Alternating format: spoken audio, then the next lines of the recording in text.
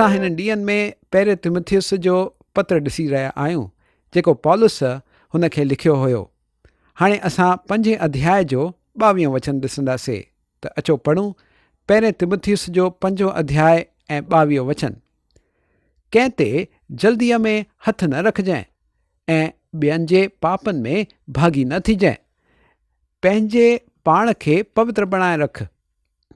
असां पहिरें तिमुथियुस जे 4 अध्याय जे 14 वचन में ॾिठो त अधिकारियुनि खे पदनि ते स्थापित करण लाइ हुननि ते हथ रखियो वेंदो हुयो।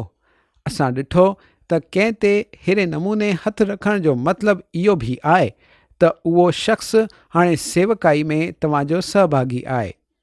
हिन 22 वचन में इहो चयो वियो आहे त इहो कमु अचानक कोन कयो वञणु खपे ऐं ख़ासि करे हुन ते हथ जल्दी कोन रखियो वञणु खपे जेको हाणे ई या कुझु वक़्तु पहिरियों ई मसीह में आयो आहे। जेसिताईं हिकिड़े जवान मसीह पाण खे वचन में बुनियादी तौर सां पको कोन कयो आहे हुन खे शिक्षक जो पद कोन ॾियणु खपे। अगरि हीअं कोन थो कयो वञे त हुन जे तरफ़ां जेको अध्ययन करायो वेंदो उहो बिल्कुलु अजीब नमूने जो हूंदो। कलीसिया अहिड़ी जाइ हुजणु खपे जिते परमेश्वर जो वचन सेखारियो वेंदो आहे ऐं जिते भाउरनि ऐं भेनरुनि खे विश्वास में दृढ़ कयो वेंदो आहे।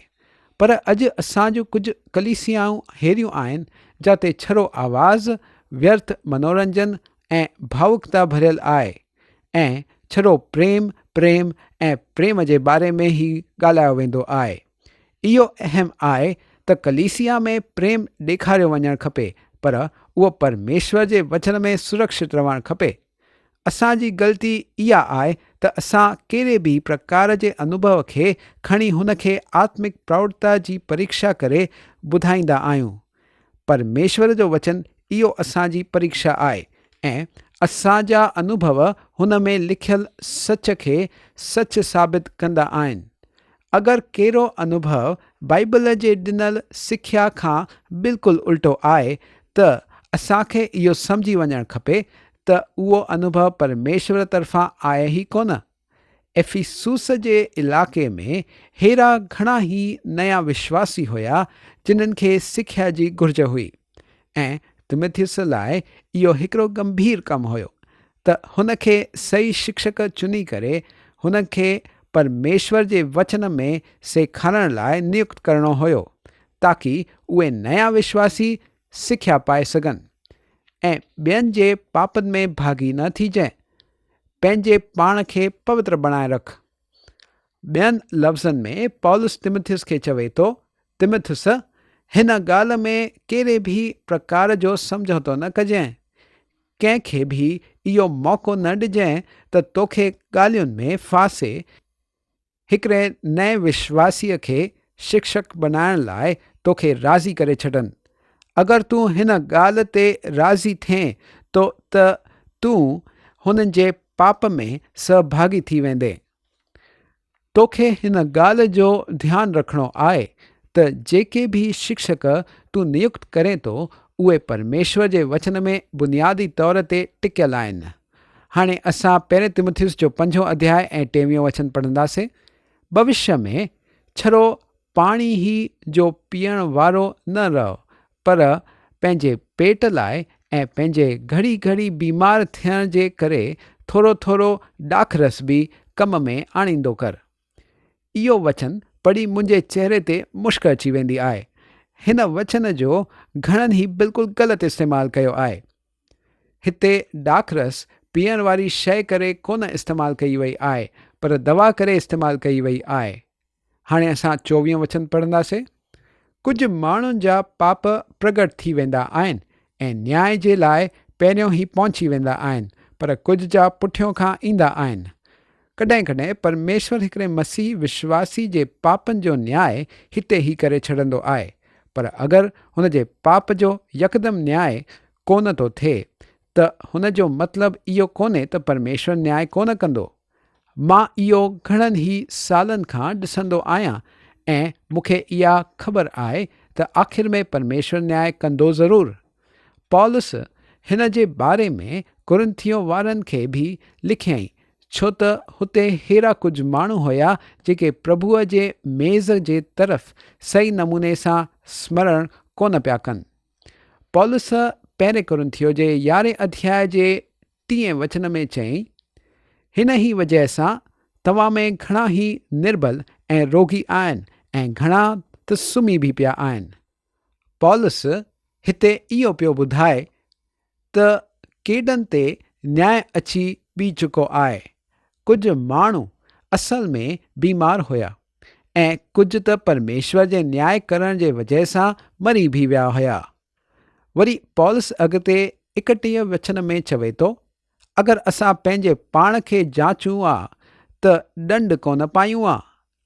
जॾहिं हिकिड़ो मसीही विश्वासी पाप करे थो त उहो पाण खे जाचे सघे थो, पाण ते न्याय करे सघे थो।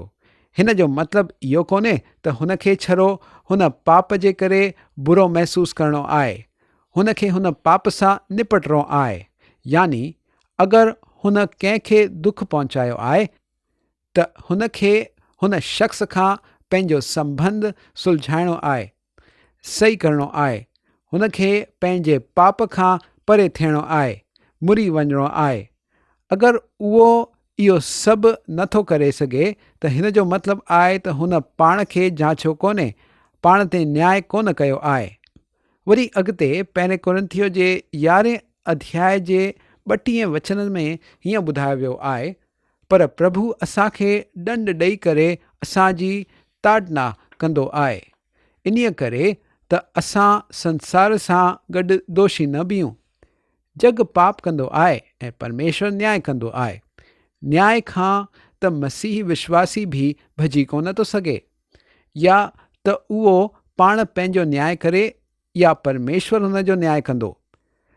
अगरि उहो पाण पंहिंजो न्याय करे थो त मामिलो सुलझी थो वञे। अगरि उहो हीअं कोन थो करे त परमेश्वर न्याय आणींदो। कॾहिं कॾहिं परमेश्वर हुन पाप जो न्याय हिते ई करे छॾंदो आहे।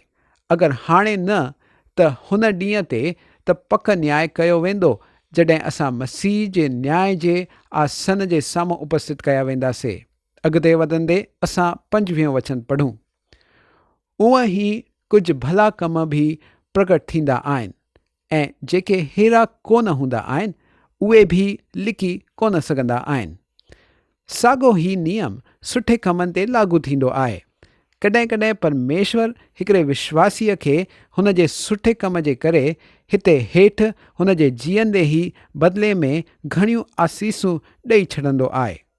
कुझु ॿियनि खे पंहिंजे पुरस्कार लाइ हुन ॾींहं ताईं बीहणो पवंदो जॾहिं असां हुन जी उपस्थितीअ में बीहारिया वेंदासीं ऐं वधीक करे घणा ई मसीही विश्वासियुनि सां हीअं ई थींदो।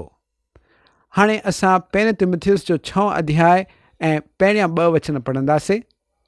जेतिरा दास्ता जे जूअ जे हेठों आहिनि उहे पंहिंजे पंहिंजे स्वामीअ खे वॾे आदर जे योग्य ॼाणनि ताकी परमेश्वर जे नाले ऐं उपदेश जी निंदा न थिए।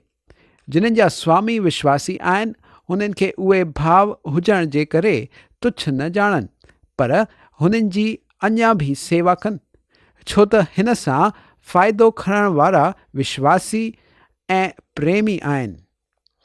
हिननि ॻाल्हियुनि जो उपदेश कंदो कर ऐं सम्झाईंदो रहो। दास पौलुस हाणे मूल धन ऐं महिनत जे विच में हूंदड़ रिश्ते जे बारे में ॻाल्हाए रहियो आहे।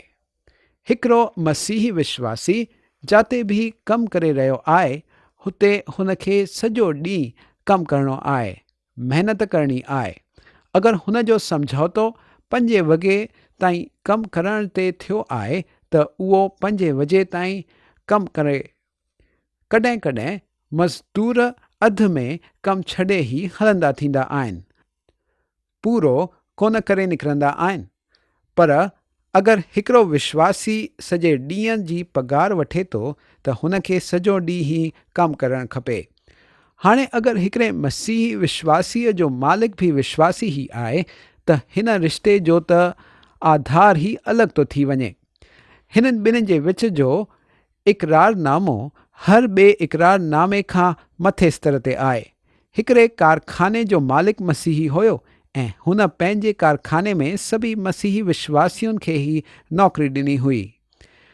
हुन जे कारखाने में रोज़ सुबुह जो 45 मिंट जी आराधना सभा थींदी हुई ऐं मालिक मज़दूरनि खे हुन वक़्त लाइ बि पघार ॾींदो हुयो। हिकिड़े प्रचारक हुन कारखाने जे मालिक खे हिन ॻाल्हि लाइ प्रशंसा कई, पर मालिक चयईं, असांजी प्रशंसा न कयो, हिननि मज़दूरनि जी प्रशंसा कयो।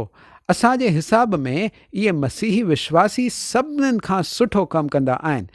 उहे हेतिरा अद्भुत मज़दूर आहिनि त असांखे लॻंदो ई कोन्हे त असां हिननि खे काई पघार बि ॾेई रहिया आहियूं। उहे असां लाइ केतिरो कुझु कंदा आहिनि। हा मुंहिंजा अज़ीज़ो, इहो केतिरो अद्भुत रिश्तो आहे।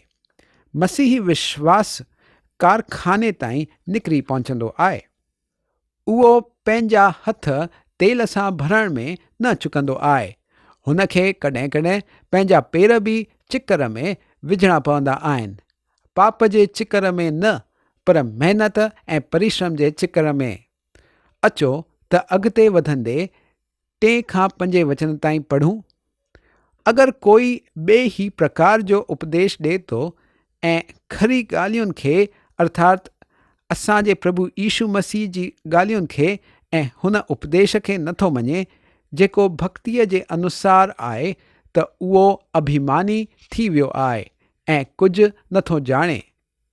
वरन हुनखे विवाद ऐं अखरनि ते तर्क करण जो रोग आहे, जंहिंसां डाह ऐं झगड़ा ऐं निंदा जी ॻाल्हियूं ऐं बुरा बुरा संदेह ऐं हुननि माण्हुनि विच व्यर्थ रगड़ा झगड़ा उत्पन्न थींदा आहिनि, जिन्हनि जी बुद्धि बिगड़ी वई आहे ऐं उहे सच सां विहीन थी विया आहिनि। सेवकाईअ में कुझु अभिमानी माण्हू शामिल थी विया आहिनि ऐं उहे सच में मुश्किलूं ॿियारींदा आहिनि। अभिमान हमेशा मुश्किलनि जी वजह बणिजंदो आहे ऐं परमेश्वर जी संतान में अभिमान हुजणु भाईंदड़ ॻाल्हि कोन्हे। असांखे इहो ॼाणे वठणु खपे त असां पापी आहियूं ऐं परमेश्वर जी कृपा जे करे बची विया आहियूं।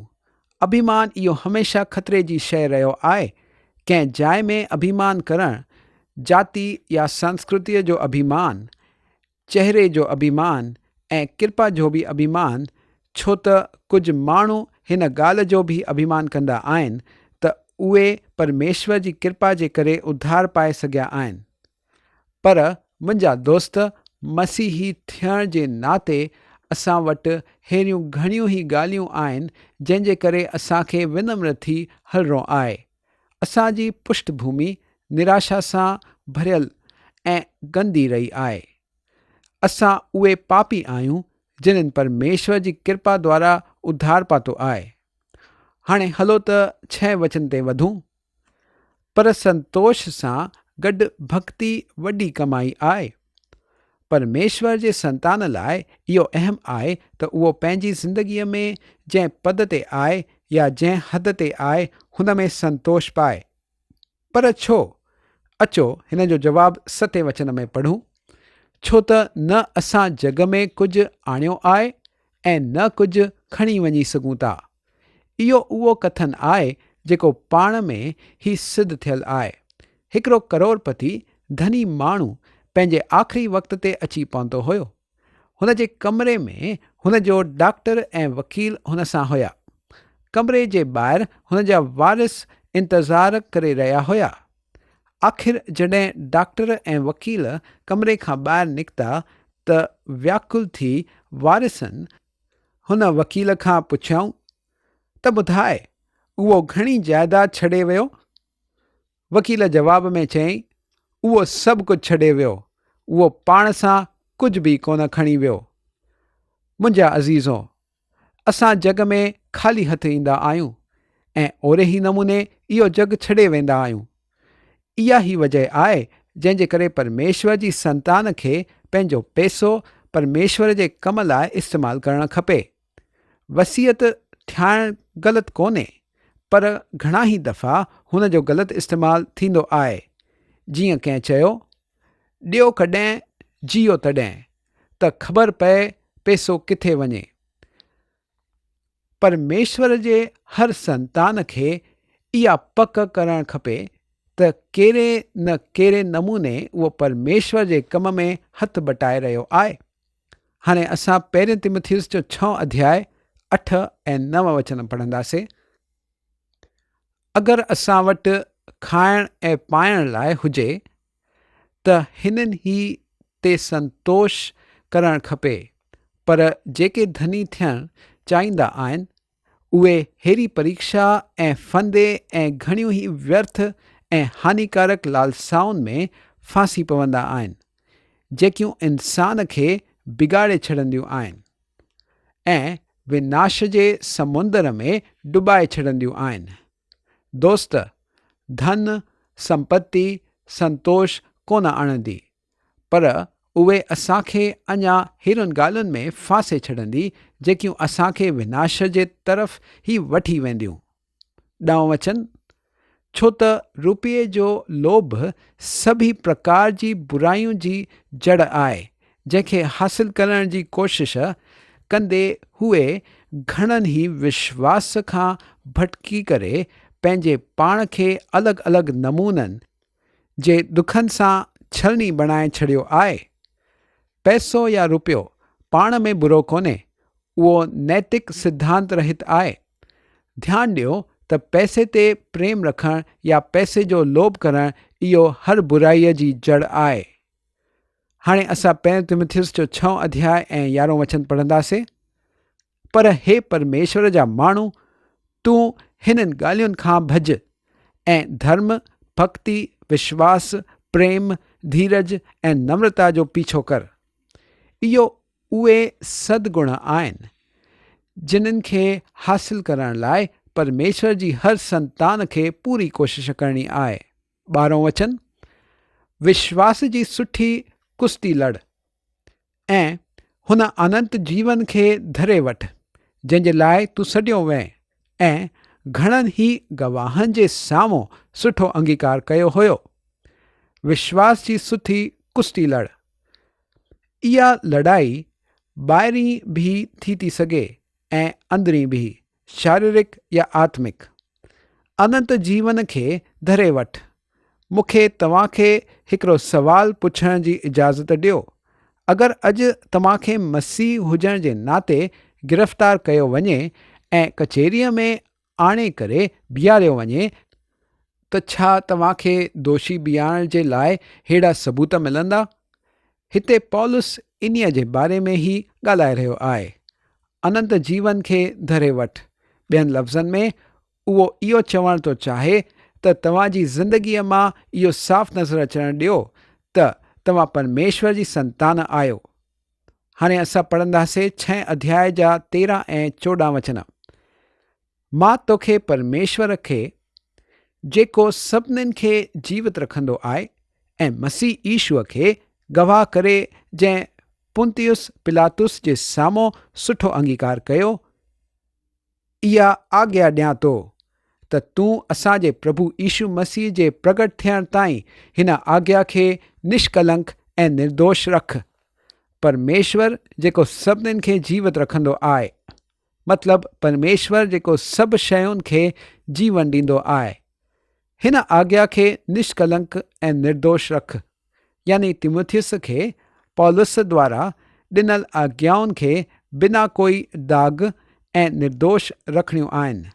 मुंहिंजा दोस्त, अगरि तव्हां मसीह जे पुठियों हली रहिया आहियो त तव्हां परमेश्वर जे संतान जहिड़ी हालति हलंदा। हाणे असां 6 अध्याय जा 15 ऐं 16 वचन पढ़ंदासीं। जंहिंखे उहो ठीकु वक़्त ते ॾेखारींदो, जेको परम धन्य ऐं हिकु मात्र अधिपति ऐं राजाउनि जो राजा ऐं प्रभुअनि जो प्रभु आहे, ऐं अमरता छड़ो हुन ई जी आहे, ऐं उहो अगम्य ज्योतिअ में रहंदो आहे, ऐं न हुन खे कंहिं इंसान ॾिठो आहे ऐं न कॾहिं ॾिसी सघंदो आहे। हुन जी प्रतिष्ठा ऐं राज युगायुग रहंदो। आमीन। ऐं अमरता छड़ो हुन ई जी आहे। मसीह ईशू ही उहो हिकु आहे जेको मुर्दनि मां उथारे जीवित कयो वियो आहे, ऐं उहो बि हिकु गौरवी देह में। हाणे 17 खां 19 वचन पढ़ंदासीं, यानी 6 अध्याय जा 17 खां 19 वचन। हिन संसार जे धनवान खे आज्ञा ॾे त उहे अभिमानी न थियनि ऐं चंचल धन ते आशा न रखनि, पर परमेश्वर ते जेको असांजे सुख जे लाइ सभु कुझु बहुतायत सां ॾींदो आहे, उहे भलाई कनि ऐं भले कमनि में धनी बणिजनि ऐं आदर ऐं मदद ॾियनि ऐं तत्पर हुजनि ऐं अॻियां जे लाइ हिकु सुठी नीव विझी रखनि त सचे जीवन खे वश में करे वठनि। संसार जे धनवाननि खे आज्ञा ॾे। इहे वचन धनी माण्हुनि खे चेतावनी ॾेई रहिया आहिनि। मदद ॾियण में तत्पर रहनि, यानी सहानुभूति ॾेखारण में ऐं विराइण लाइ तयारु रहनि। सचे जीवन खे वश में करे वठनि, यानी हुन जीवन खे जेको खरो जीवन आहे। हाणे 20 ऐं 21 वचन। हे तिमुथियुस, हिन धरोहर जी रखवाली कर ऐं जंहिं ज्ञान खे ज्ञान चवण ई भुल आहे, हुन जे अशुद्ध बकवास ऐं विरोध जी ॻाल्हियुनि खां परे रहो। केतिरा हिन ज्ञान जा अंगीकार करे विश्वास खां भटकी विया आहिनि। तव्हां ते अनुग्रह थींदो रहे। ॿियनि लफ़्ज़नि में पौलुस इहो चई रहियो आहे त हिकिड़ो ज्ञानी या सियाणो प्रचारक या शिक्षक या मसीही बणिजण जी कोशिश न कर। विरोध जी ॻाल्हियुनि खां परे रहो। विरोध जी ॻाल्हियूं हिन अखरनि जो सही अनुवाद इहो थी थो सघे त उहो ज्ञान जेको कूड़े नमूने ज्ञान सॾियो वियो आहे।